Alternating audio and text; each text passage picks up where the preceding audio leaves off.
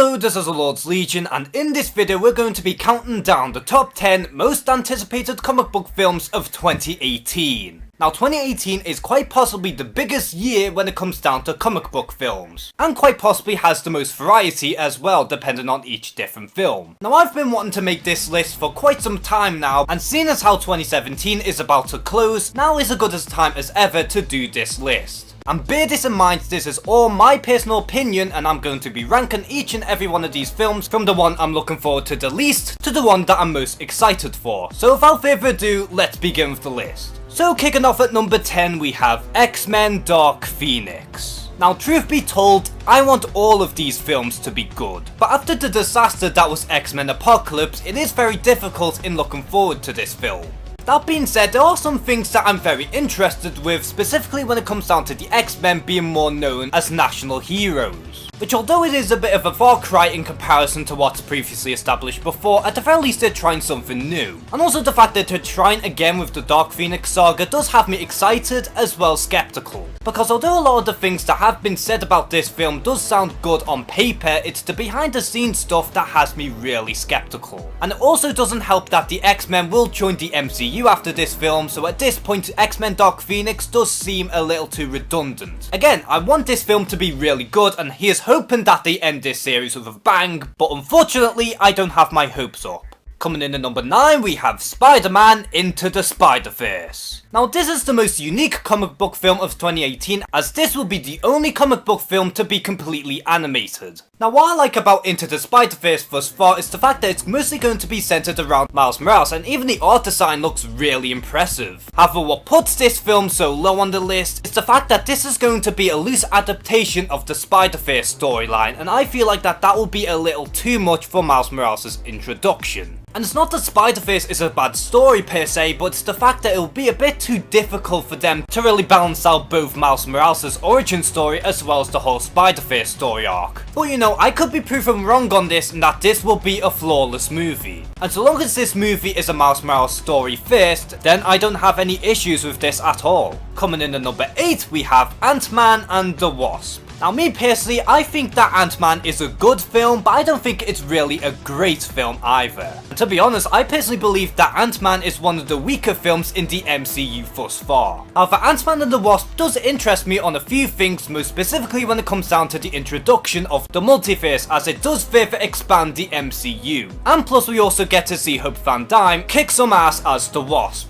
Now we really don't know too much about Ant-Man and the Wasp, and I don't really expect this to be anything high art, but I can expect that Ant-Man and the Wasp will be an incredibly fun ride. Coming in at number 7 we have Venom. Now am I really worried about this film? Absolutely. Because although this movie is a spin-off film to Spider-Man, we are led to believe that the Venom solo movie doesn't have any ties to the MCU's Spider-Man, which admittedly is pretty troublesome. But do I still want a kick-ass Venom movie regardless of its flaws? Absolutely, because clearly this film does have an impressive cast, and the fact that this is going to be a loose adaptation of the Lethal Protector storyline is a good step in the right direction. And hell, this is technically the first ever Spider-Man film in which is going to be R-rated, which is another major plus. And like I said, this movie does have the potential to be a massive bomb. But at the same time, I have been dying to see a Venom solo movie for quite some time, and we do have an impressive cast, and there's even some subtle hints that the movie will be based in the MCU, but it's going to be based in its own corner. And like I said, I am still worried for this film, but at the same time, I just want to see the final product. So coming in at number 6 we have Aquaman. Now many people do deem that the DC Extended Universe is more or less dead after the release of Justice League. That being said, I still have high hopes for Aquaman, because personally I feel like Jason Momoa could pull off a really good Aquaman if given the right material. And plus we have James Wan directing this film, and so far there hasn't been any meddling from Warner Brothers to my knowledge. And if Warner Brothers is letting James Wan direct his very own movie, then that is a good sign that we're going to have something really great. And I do understand that some people think that Jason Momoa's Aquaman isn't necessarily the Aquaman they grew up with, but this film does promise that this character will be further developed into the Aquaman that we know from the comics. And me personally, I feel like that this is a good angle to take with this character. Especially since in this universe at least, Aquaman isn't even the king of Atlantis yet. And hopefully Aquaman will be as good as Wonder Woman. And coming in at number 5 we have Hellboy Rise of the Blood Queen. And yes, I know that this is a bit of a cheat because Hellboy doesn't even have an exact release date yet, but seeing as how they're still trying to release this film for late 2018, I'm still going to put this onto this list anyway. Because honestly, I am so pumped to see this Hellboy reboot. And this is coming from a guy who absolutely loves the first 2 Hellboy films. And despite how this reboot is going in a completely different direction in comparison to the original films, this reboot is going in the exact direction that it needs to be. Because this version of Hellboy will be more comic accurate, and not only that, it's going to be darker and even rated R. And although I personally love Ron Perlman as Hellboy, I feel like David Harbour can still nail this role. And he certainly looks the part as well. And again, I know that this shouldn't qualify to be on this list, but they're trying to release it for 2018, so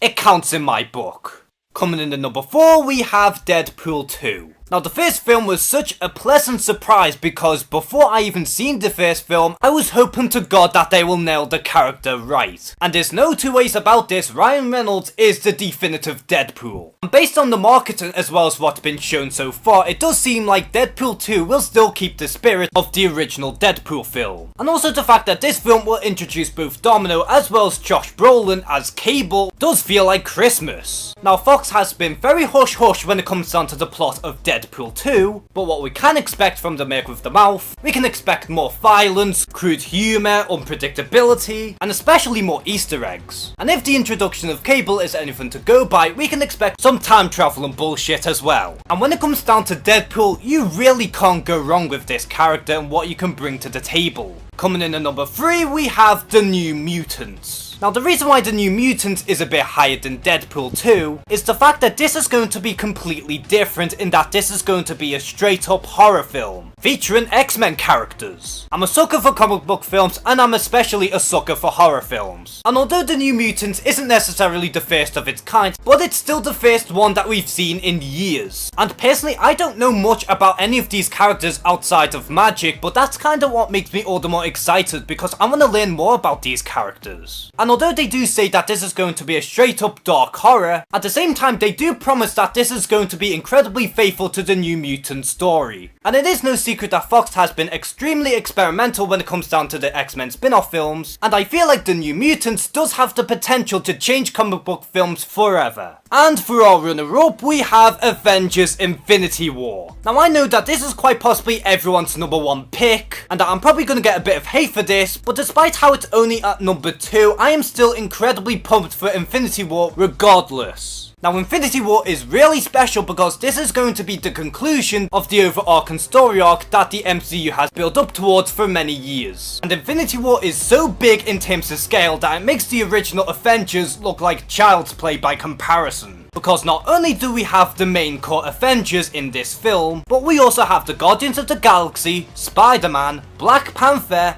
Ant-Man, the Winter Soldier, and many more. And finally we can get to see Thanos in his true glory. And when it comes down to the scale of this movie, I don't think Infinity War can ever be topped. Because everyone knows that every single film in the MCU has built up to this very point. And finally for number 1 we have Black Panther. Now this one is a really personal one for me because I've been wanting to see a Black Panther movie before even the first Avengers was even announced. And I was hoping that we would get it in phase 2, and finally I'm so close in seeing this film. And ever since his introduction in Civil War, I've been wanting to see more out of this character because Chadwick Boseman does a phenomenal job as the character, and I would go as far as to say that he is the best character in the MCU. But not only that, Black Panther will be directed and written by Ryan Coogler. And this is coming from a guy who absolutely loves Black Panther. And it's not every day where a fan can actually make his very own movie based on his favourite hero. And because of the director who absolutely loves the character as well as the stellar cast, and just how breathtaking it really looks, I can honestly say that Black Panther does have the potential in being the very best film in the MCU. So what was your most anticipated comic book film of 2018? Comment below and share some thoughts. And as always, thank you guys for watching this video. Please like and subscribe. Take care and have a good one.